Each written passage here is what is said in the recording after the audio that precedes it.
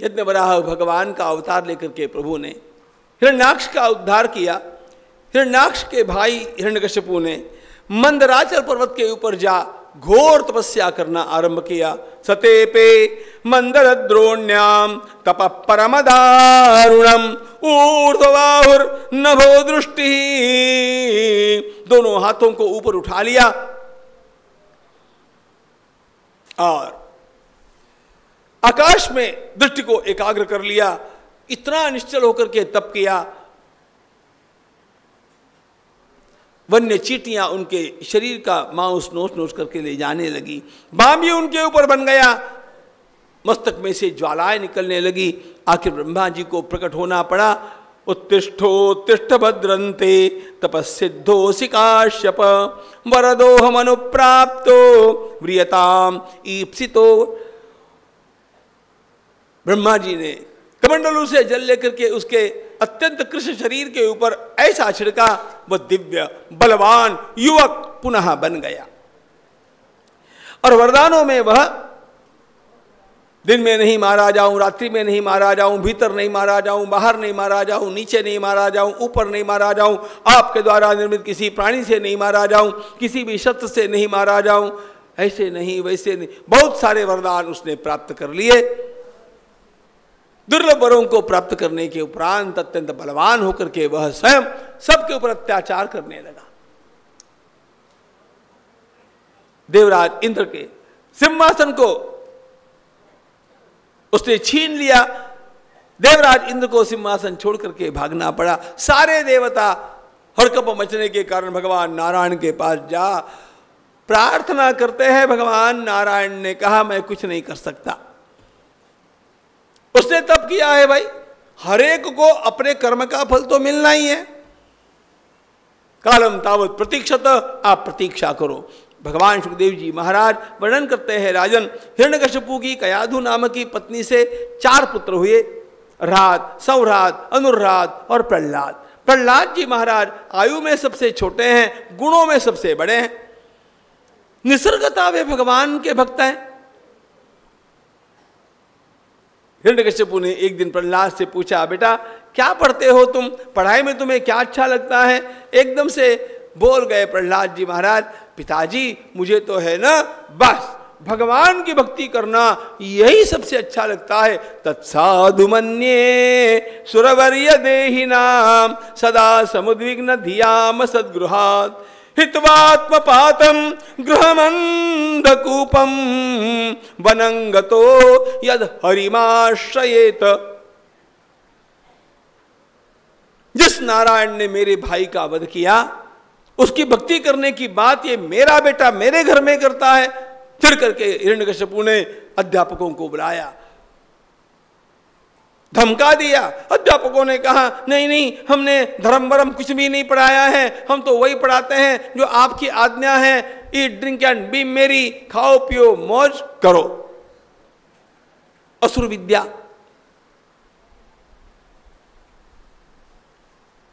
जानते हैं ना हम, हमारा राज्य सेक्युलर है। गणपति का था हमने बंद कर दिया और वो सरस्वती वंदना तो बिल्कुल बंद कर दी। ये सेक्युलर स्टेट के परिणाम। हिरण्यकशिपु का राज ऐसा। उसने कहा ठीक है, लेकिन देखो ये बच्चे बिगड़ जाएंगे तो अच्छा नहीं है, आप जरा ध्यान रखना। अब हो क्या गया पता है?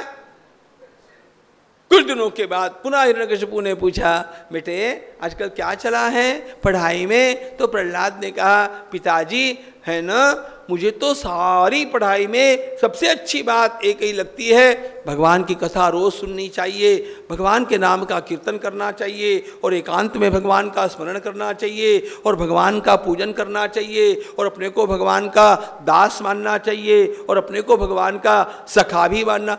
श्रवणं कीर्तनम विष्णो स्मरणम पाद सेवनम अर्चनम वंदनम दास्यम सख्यमात्मनिवेदनम इति पुंसार्पिता विष्णु भक्तिश्चेन्नवलक्षणा क्रियते भगवत्यद्धा तन्मन्येधीतमुत्तमम्।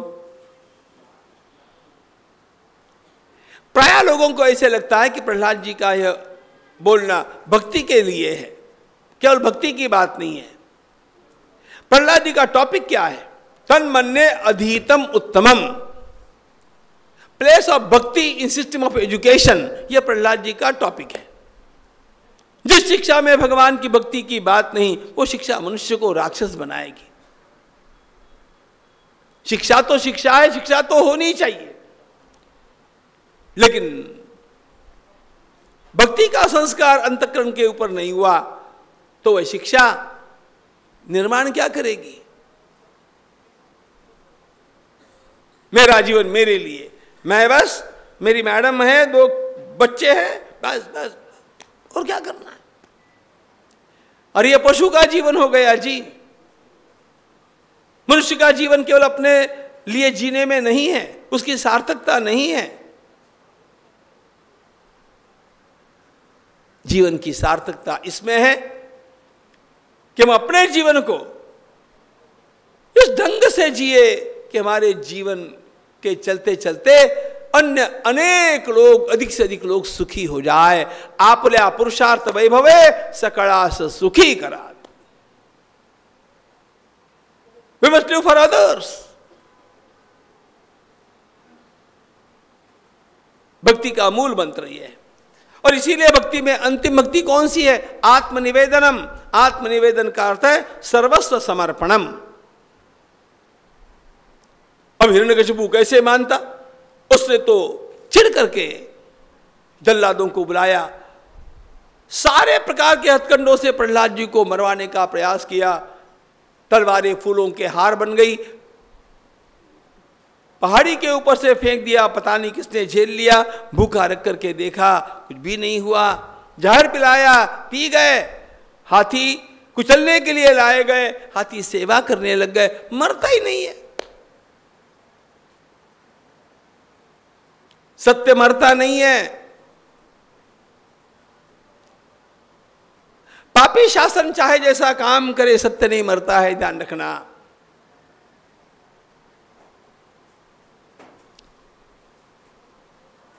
पापी शासन, दुशासन चाहे जैसा काम करते रहे, लेकिन ध्यान रखना, हमारा राम जन्मभूमि का सत्य मरने वाला नहीं है। वह सत्य आखिर सबके छाती के ऊपर बैठेगा।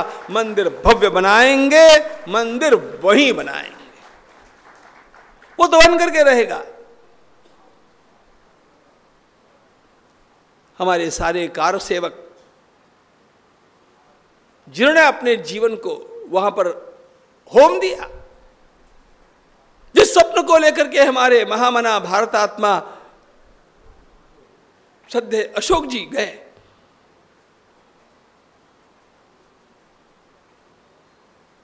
उनके सपनों को पूरा करना हमारा कर्तव्य है, ध्यान रखना।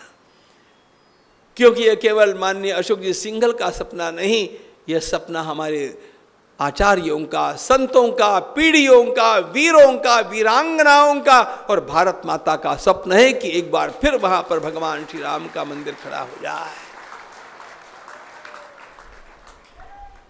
होगा।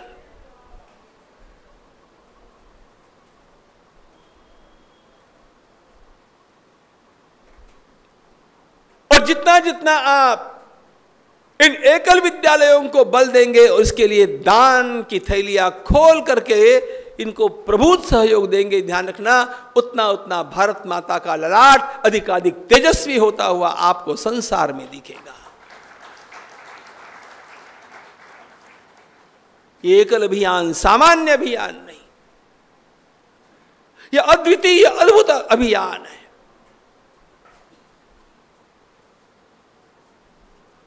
जो इतिहास में अपना रंग लाता जा रहा है, और सर्वाधिक रंग तो अब आना है।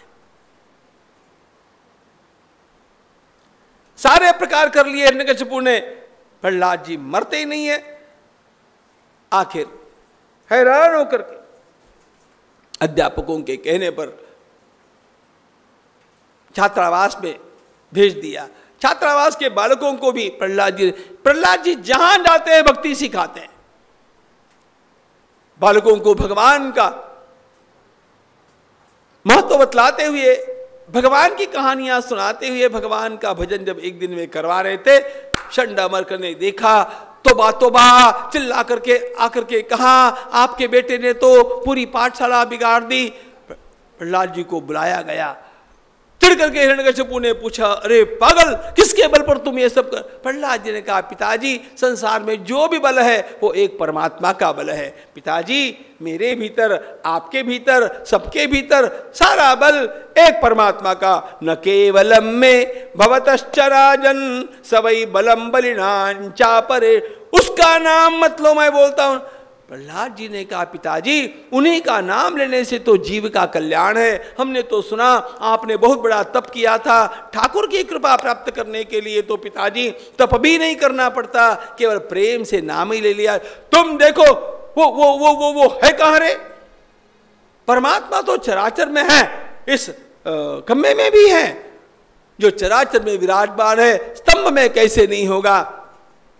देखता हूं तुम्हें कैसे बचाता है। ऐसा कहकर के जैसे ही हिरण्यकशिपु प्रहलाद जी की ओर लपकता हुआ उस स्तंभ के ऊपर प्रहार करता है, खंभा फट गया। नृसिंह भगवान की, नृसिंह भगवान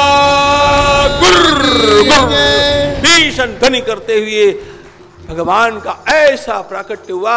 ओह किमें तक, ये क्या है? हिरण्यकशिपु सोच भी नहीं पा रहा था।